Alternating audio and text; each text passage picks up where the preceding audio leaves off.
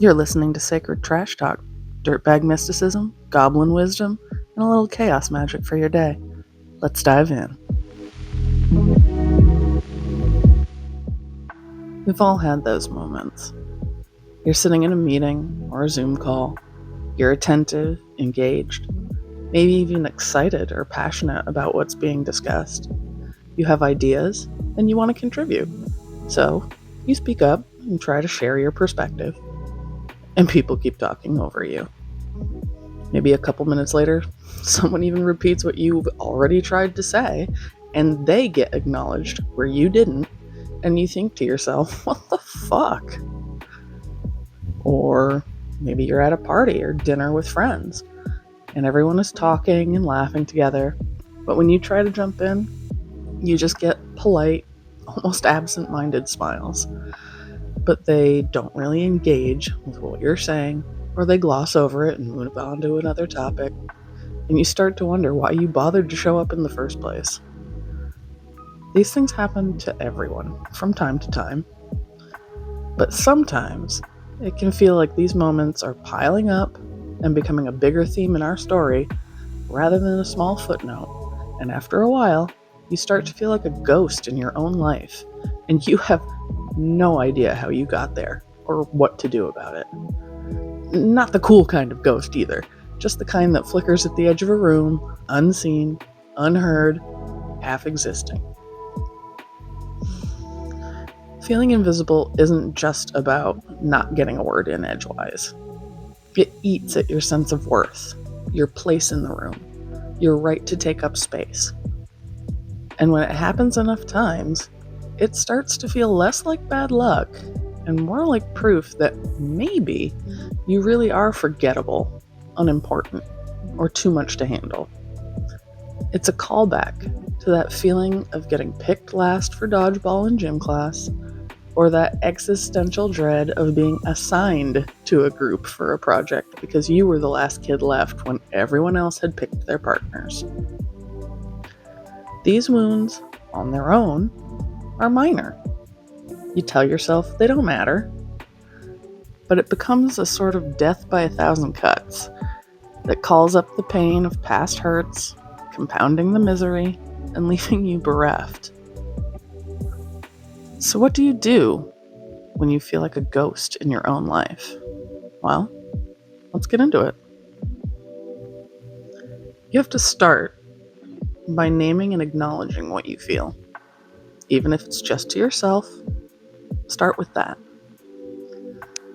Maybe you feel hurt, rejected, annoyed as hell, angry, like throw something angry, sad, like that deep, achy kind, betrayed, overlooked, again, unworthy.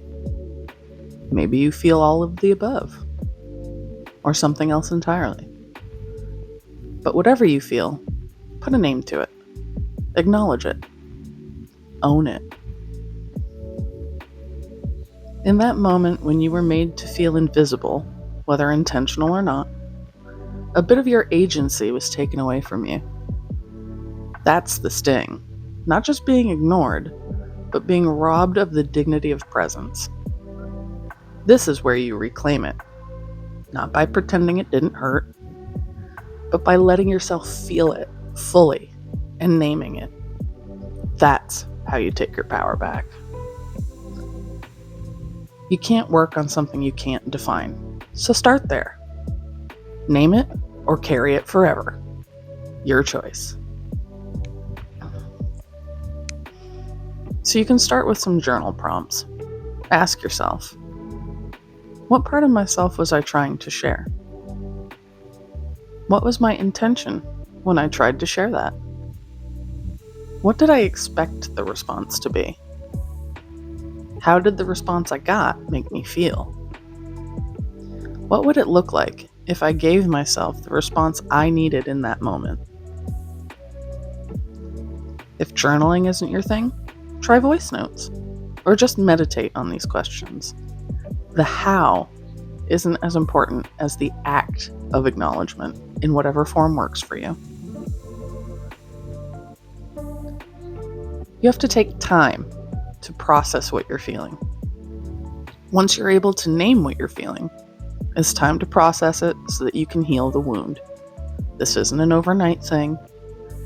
You're not going to sit down and write one journal entry and suddenly feel cured. This is the kind of wound that keeps therapists in business for decades. Give yourself some time and space. Be patient with yourself. Be kind to yourself. You may take 2 steps forward only to faceplant into the sidewalk. It's fine. Let it happen naturally. But what the hell does processing your feelings even mean? Well, that's different for everyone. And it depends on the feeling.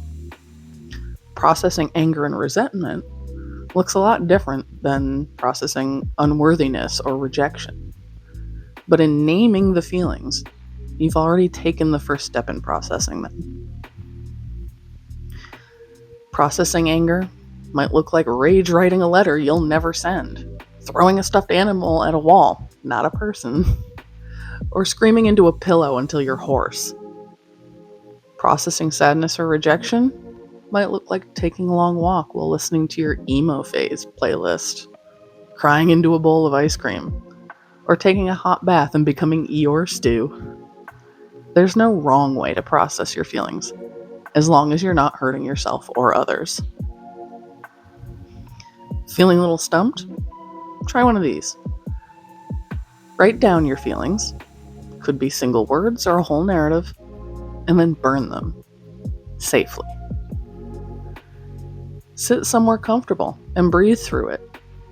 In for 4 seconds, hold for 7 seconds, out for 8 seconds. Or go outside. Put your feet or your booty firmly on the ground and your hand over your heart and repeat, I am here. I exist. I matter.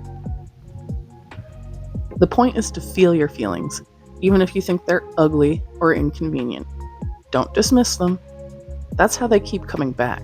Feelings demand to be felt one way or the other. Give them the chance on your terms. Learn to see yourself where others don't. Once you've given your feelings a space to exist, it's time to give yourself that same grace. You deserve to be seen, heard, and acknowledged. Often, being ignored or overlooked by others isn't a deliberate slight, but the result of people being impatient for their turn or lost in their own concerns. It's not a reflection of your worth. You can't force other people to give you space, but you can give yourself what others can't or won't. In fact, you should demand it of yourself. Don't accept less than you deserve, especially from yourself. In moments when you feel invisible, remind yourself that there's at least one person in the room that sees you. You. That counts. More than you think. If there's something you wish other people would see, take time to see and acknowledge it yourself.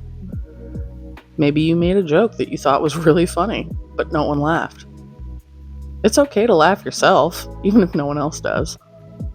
Maybe you had an idea that really resonated with you, like becoming some wacky online garbage mystic, but no one seemed to take it seriously. Fuck 'em, do it anyway. Just for you, because you can. Use that invisibility to your advantage. If no one's watching, there's no reason to hold back, right?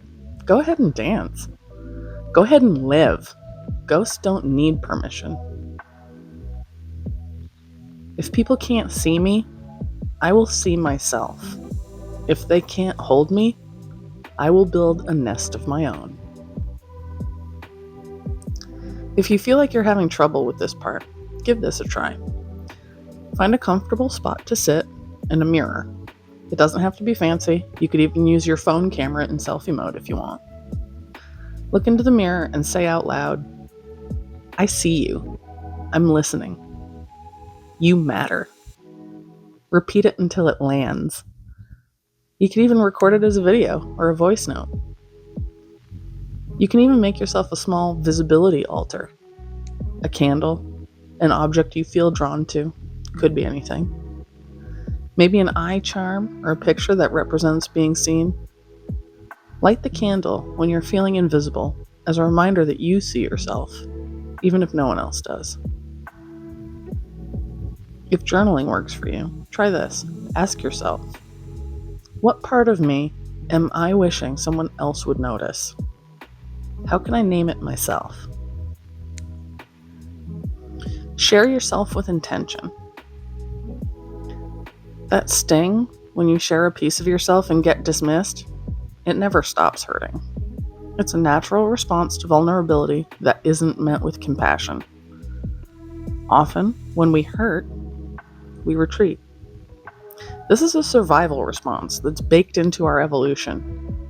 If I eat something that makes me sick, I don't eat it again. If I burn my fingers on a hot stove, I learn not to touch it. Feelings work the same way. If we try to share something and get rejected, we have to fight against our inner programming to try again. But you can make it easier on yourself by finding a system that works for you. Ask yourself, what are the parts of myself that I'm particularly sensitive about? What are the parts of myself that I really wish someone else would acknowledge? What does rejection do to me? How does it make my body feel? What thoughts go through my head? Start there. When you know your sensitive spots, you can decide where, when, and with whom it's worth sharing them. Not everyone earns the right to witness your whole self, and that's okay. Just like there are people in your life you wouldn't ask to drive you to the airport or help you move, there are people in your life that aren't capable of seeing and supporting all the weird, cool little parts of you. That's not their failing or yours, it's just a fact. Intention doesn't mean hiding. It means choosing. You're not closing the door on yourself. You're choosing who gets to come inside. Trusting others with a piece of ourselves is a big leap of faith. There's no rule saying you have to take that leap blindly. That doesn't make you closed off or inauthentic.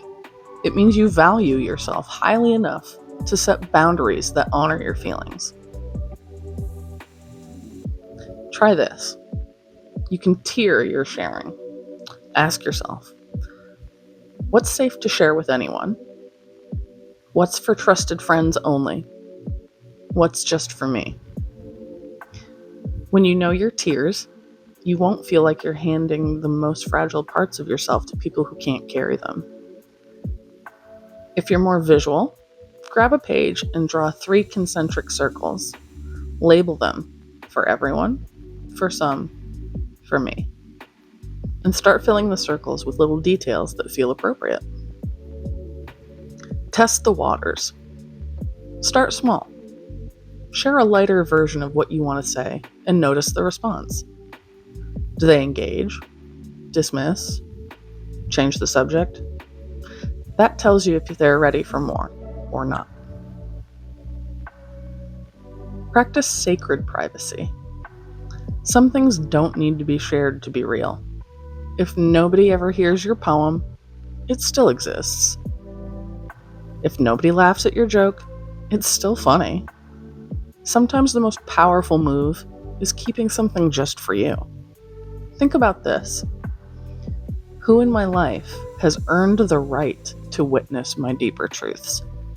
What did they do to earn it? Optionally, you can seek out communal safe spaces. We're fortunate to exist in a time when it's easier than ever to find people who share our interests, regardless of geography. If you need to be seen, there are places online that will welcome you exactly as you are.